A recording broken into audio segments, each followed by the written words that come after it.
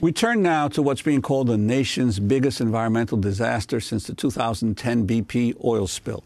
A runaway natural gas leak above Los Angeles has emitted more than 150 million pounds of methane since late October. Thousands of residents in the community of Porter Ranch have been evacuated. 2 schools have been closed and more than 2,000 families forced into temporary housing. The leak is coming from a natural gas storage facility owned by the Southern California Gas Company, or SoCalGas. The exact cause is unknown, but it's believed that well casing was breached deep below the ground. Adding to the confusion, the methane is invisible to the eye, so residents can't see the fumes, causing them headaches and nosebleeds.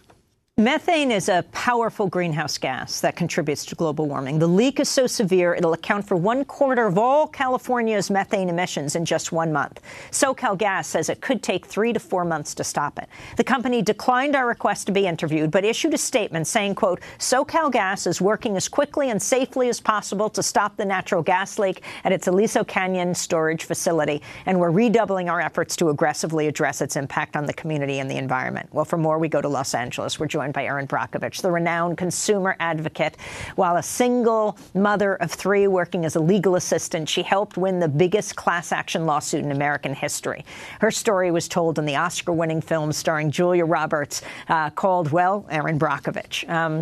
She's now working to seek justice for victims of the Porter Ranch gas leak. And we're joined by David Balen, president of the Renaissance Homeowners Association, located just outside the breached well site. We don't have that much time. Erin Brockovich, explain why you've gotten involved with this case. Explain it to a global audience. Well, this is something, unfortunately, that I've been doing in my career for 22 years, and that's working in big environmental disasters. And when happens, oftentimes the community will reach out to me. And this one is very close to me because I'm actually their neighbor. I don't live too far from there. And the minute I saw what was going on and hearing from them and what's happening to them, that's just my call to action was to get out and see what I could do to help the community.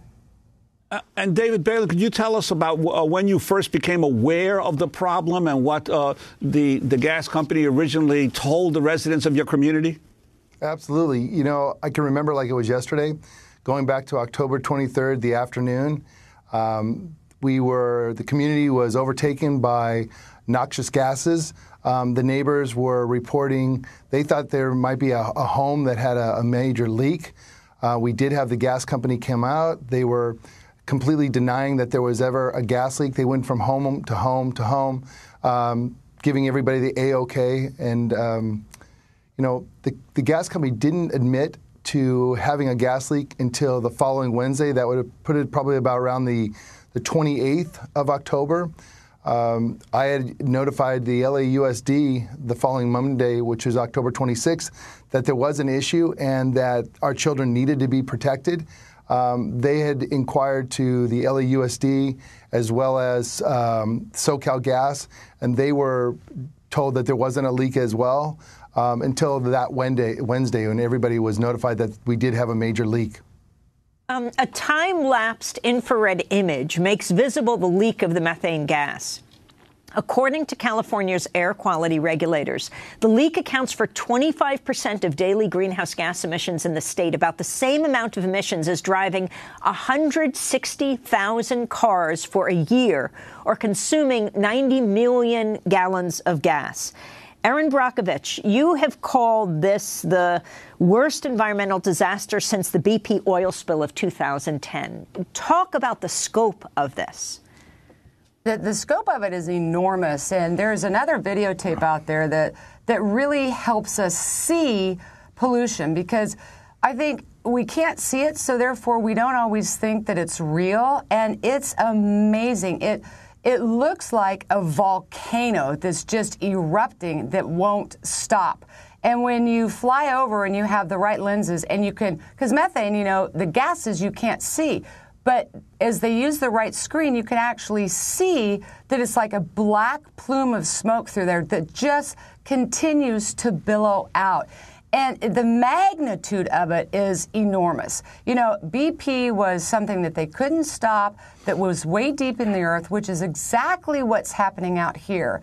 And as we begin to peel back the layers of the onion, if you will, and find out what happened and why we're in this type of situation.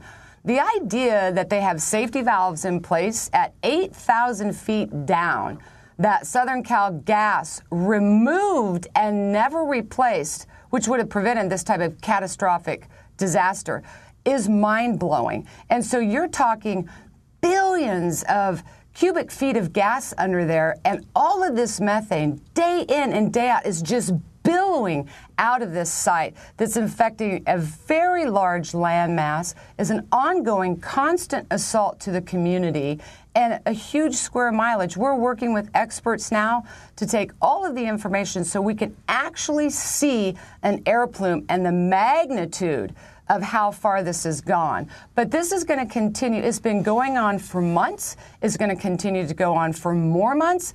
As you said, it's going to contribute to what? 1/4 of all those emissions for the state of California.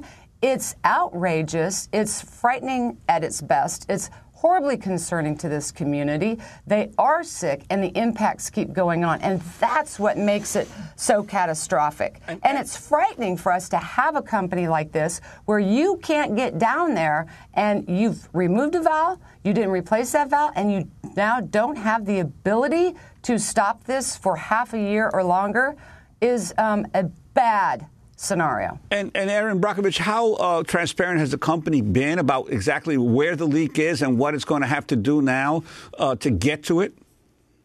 Well, I don't know that they've been that transparent at all.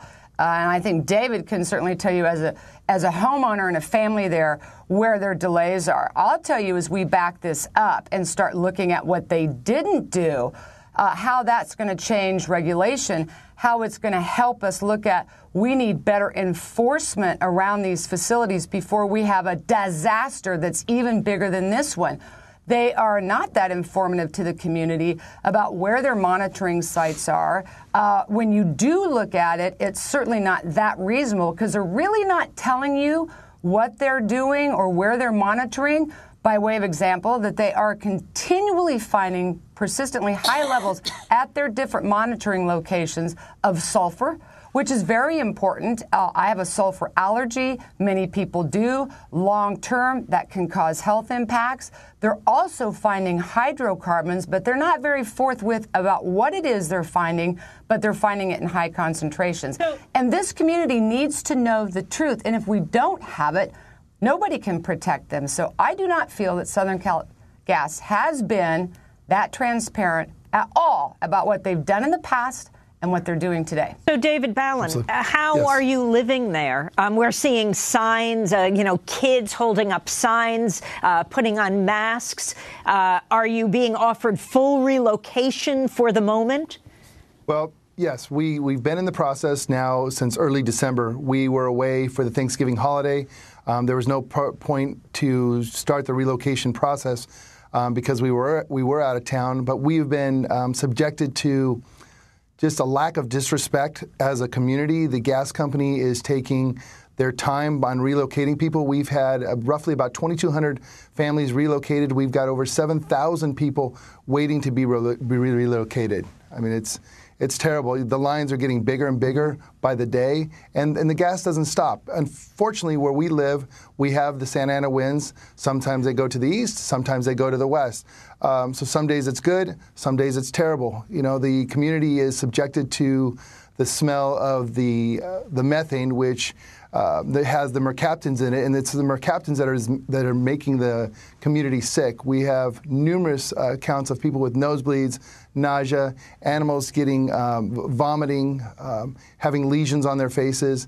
It's nonstop, and the gas company needs to put a stop to this. They really need to get on the ball and stop this issue. And what's been the role of state officials, of health officials, their pressure on the company? And of Jerry Brown, the governor. Mm-hmm. You know what? I hold them all accountable, from Jerry Brown to Eric Garcetti to my councilman, Mitchell Englander.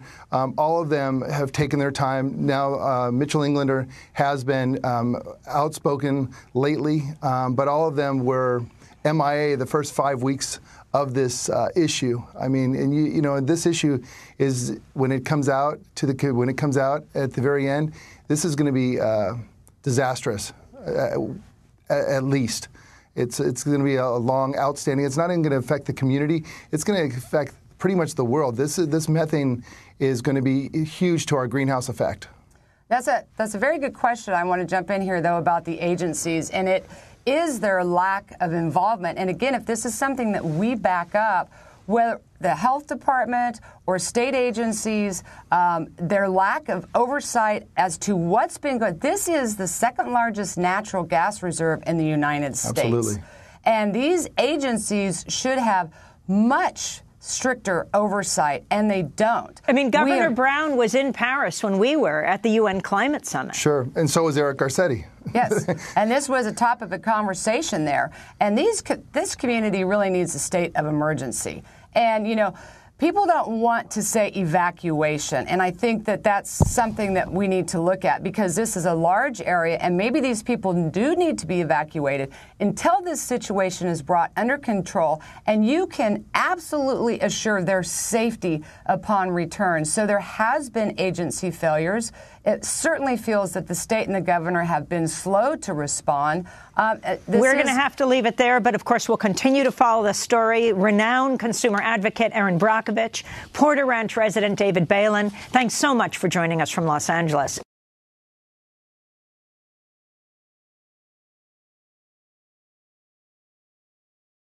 Hi, I'm Amy Goodman. I want to thank you for tuning in to Democracy Now! We are so grateful to our fans and followers for being a part of the daily conversation. By choosing a news source that's committed to the truth, you're carrying the message of independent media, reaching hundreds of thousands of people every day. In these times of war and elections, we need a media not sponsored by corporations that profit from war, but a media that's truly independent, funded by you. Democracy Now! Is not paid for by the weapons manufacturers, the insurance industry, or the oil, gas, coal, or nuclear companies. We don't take advertising or corporate underwriting dollars. That means we rely on your donations to make our daily independent news hour possible. We need your support today to keep bringing you the hard-hitting, in-depth reporting you've come to expect 5 days a week. Visit democracynow.org, or you can call 888-999-3877. That's 888-999-3877 to make your holiday gift to Democracy Now! Today. Thanks so much for sharing Democracy Now! Stories all year long.